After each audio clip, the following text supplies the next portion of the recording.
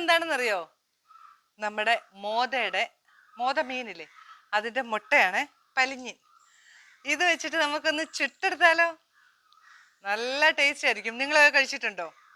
ഇല്ലെങ്കിൽ വായോ, നമുക്ക് എങ്ങനെ ഉണ്ടാക്കുന്ന നോക്കാം. ഇങ്ങനെ മോതയുടെ മുട്ട വേണമെന്ന് നിർബന്ധമൊന്നുമില്ല. ഞാനിത് ചൈനാശ്ശേരിയിൽ നിന്ന് വാങ്ങിച്ചുകൊണ്ട് വന്ന. പക്ഷേ നമ്മുടെ മത്തിയില്ലേ, മത്തിയുടെ മുട്ടയാണെങ്കിലും ഒക്കെ നല്ലതാ. ഏട്ടയുടെ മുട്ട കൊള്ളത്തില്ല ഇങ്ങനെ ചൂടാനേ, അത് പീര വെക്കാനാ നല്ലത്. പക്ഷെ ഇത് നമുക്ക് ഇത്ര എടുക്കണ്ട, പകുതി എടുത്തിട്ട് ഒന്ന് ചുട്ടെടുക്കാം. ബാക്കി നമുക്ക് വേറെ രീതി ഉണ്ടാക്കണം. ആയോ? ഇതിന്റെ പകുതി എടുത്ത് നമുക്ക് ചുടാം. അപ്പൊ ആദ്യം തന്നെ നമുക്ക് ഇതിനെയൊക്കെ ചെറിയ പീസാക്കി അരിഞ്ഞെടുക്കണം. ഇത് എല്ലാവർക്കും മറ്റും ഇഷ്ടമൊന്നുമില്ല, പക്ഷെ എനിക്ക് നല്ല ഇഷ്ടമാണ്. ഞാനിത് ഉണ്ടാക്കാറുണ്ട്. അപ്പൊ ആ ഉണ്ടാക്കുന്ന രീതിയിൽ നമുക്കൊന്ന് ഉണ്ടാക്കി നോക്കാവേ. ഇതെല്ലാം ഞാനിപ്പം ചെറിയ പീസാക്കി, ഒന്നും കൂടെ നല്ല വൃത്തിക്ക് കഴുകിയിട്ട് ചെറിയ പീസാക്കി അരിഞ്ഞെടുത്തോണ്ട് വരാവേ. മീനിന്റെ മുട്ടയ്ക്ക് ആവശ്യമുള്ള സാധനങ്ങള്, ചെറിയുള്ളി ഇച്ചിരി കൂടുതൽ എടുത്തിട്ടുണ്ട് കേട്ടോ. ഒരു 10-20 ചെറിയുള്ളി എടുത്തു. പിന്നെ ഒരു കഷ്ണം ഇഞ്ചി, കുറച്ച് വെളുത്തുള്ളി, പിന്നെ കറിവേപ്പില നല്ലപോലെ വേണം, കാന്താരി എരിവ് പാകത്തിന്, തേങ്ങ ഒരു വലിയ തേങ്ങയുടെ പകുതി എടുത്തിട്ടുണ്ട് കേട്ടോ. ഇതാ, പിന്നെ കുറച്ച് മഞ്ഞൾപ്പൊടി. ഇനിയും കുറച്ച് ഇത് നന്നായിട്ടൊന്ന് ചായച്ചെടുക്കാം. ചായച്ചല്ല, ഇച്ചിരും കൂടെ, പീര വെക്കുന്ന പരുവമല്ല, ഒരു ലേശം കൂടെ അരിയണം. എന്നിട്ട് നമ്മൾ അത് അരച്ചുകൊണ്ട് വരാം. മത്തന്റെ ഇലയിലാണ് നമ്മൾ പൊതിയുന്നത് കേട്ടോ. മത്തന്റെ ഇലയിൽ പൊതിഞ്ഞിട്ട് നമുക്ക് വാഴയിലയിൽ ഒന്നുകൂടെ പൊതിഞ്ഞിട്ട് ഫോയിൽ പേപ്പർ പൊതിഞ്ഞ് കനലിനകത്ത് ഇടാവേ. നമുക്ക് ഈ മത്തന്റെ ഇല കൂട്ടി കഴിക്കണമല്ലോ. അപ്പം ചാരം പറ്റാതിരിക്കാനാ സാധാരണ അമ്മമാരൊക്കെ ഇങ്ങനെ മത്തന്റെ ഇല പൊതിഞ്ഞ് അടുപ്പിലോട്ട് ഇടുവല്ലേ, പിന്നെ ആ പൊളിച്ച് കഴിക്കുമല്ലോ. അപ്പൊ നമുക്ക് ഈ ഇല കൂട്ടി കഴിക്കാൻ പറ്റത്തില്ലോ. അപ്പൊ നമുക്ക് ഫോയിൽ പേപ്പറിലും കൂടെ ചാരം ഒന്നും ആവാതിരിക്കാൻ. അപ്പൊ എന്തായാലും ഇതൊന്ന് ചായച്ചെടുത്തോണ്ട് വരാവേ. ആദ്യം തന്നെ ഇതാ നമ്മുടെ പലിഞ്ഞിനൊക്കെ അരിഞ്ഞോണ്ട് വന്നിട്ടുണ്ട്. ഇതൊന്ന് നമുക്ക് കുടഞ്ഞിട്ടു, കണ്ടോ.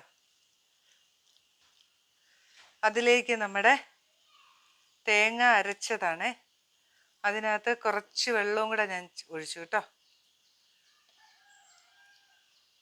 ഇനി ഇതിന് പാകത്തിന് ഉപ്പ് ചേർക്കണം. കുറച്ച് വെളിച്ചെണ്ണയും കൂടെ ഒഴിക്കണേ. ഓക്കെ, എന്നിട്ട് നന്നായിട്ടൊന്ന് മിക്സ് ചെയ്യണേ. ഉപ്പൊക്കെ പാകമാണോ എന്ന് നോക്കിക്കോണം. ഇനി നമുക്ക് നമ്മുടെ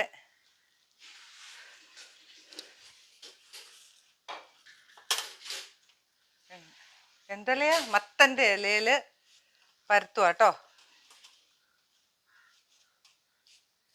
വേറൊരു ഇല വെച്ച് മൂടി നമ്മള് മത്തന്റെ ഇലയെ പൊതിഞ്ഞു. എന്നിട്ട് ഇതാ വാഴയിലയിൽ ഒന്നും കൂടെ പൊതിയണം കേട്ടോ. എന്നാലേ നമുക്ക് മത്തന്റെ ഇല കഴിക്കാൻ പറ്റുള്ളൂ. ഫോയിൽ പേപ്പറിലും കൂടെ പൊതിയണം.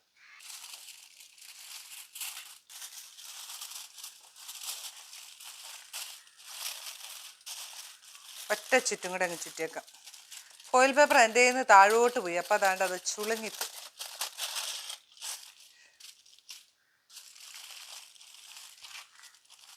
റെഡിയായി. ആദ്യത്തേത് നമുക്ക് കൊണ്ടുപോയി കനലിലോട്ട് അങ്ങ് ഇട്ടേക്കാം.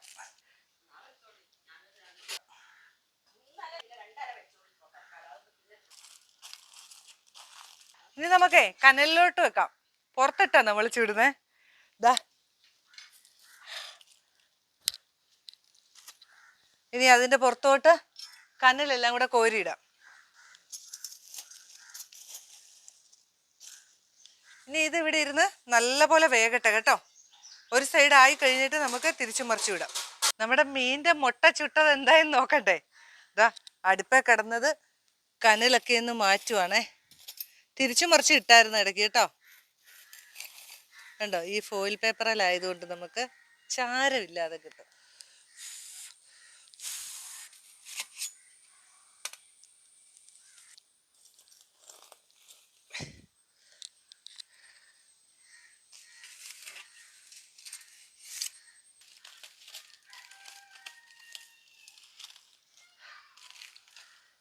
മീൻവട്ട മുട്ട ഇവിടെ റെഡി ആയിട്ടുണ്ട്. കണ്ടോ, നമ്മുടെ മീൻമുട്ടയൊക്കെ സെറ്റ് ആയിട്ടുണ്ട് കേട്ടോ. മത്തന്റെ ഇലയില് അവരങ്ങോട്ട് റെഡിയായി. നോക്കി കഴിച്ചു നോക്കട്ടെ. ഇത് കണ്ടോ? നിങ്ങൾക്കൊക്കെ ഇത് കഴിച്ച ഒരു എക്സ്പീരിയൻസ് ഉണ്ടോ? ഉണ്ടാവും, അമ്മമാരൊക്കെ ഉണ്ടാക്കി തന്നിട്ടുണ്ടാവും. നല്ല രസമല്ലേ? മത്തന്റെ ഇല കൂട്ടിയും കഴിക്കണം കേട്ടോ, പറ്റുള്ളൂ. നല്ല അടിപൊളി ടേസ്റ്റ് കേട്ടോ.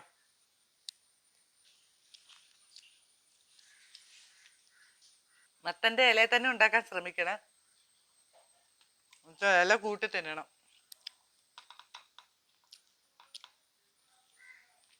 നല്ലതാ, ചുമ്മാ തിന്നാൻ നല്ലതാ. ആ കാന്താരിയുടെ ഒരു എരിവും അതെല്ലാം കൂടെ ആകുമ്പോഴത്തേനും സൂപ്പർ.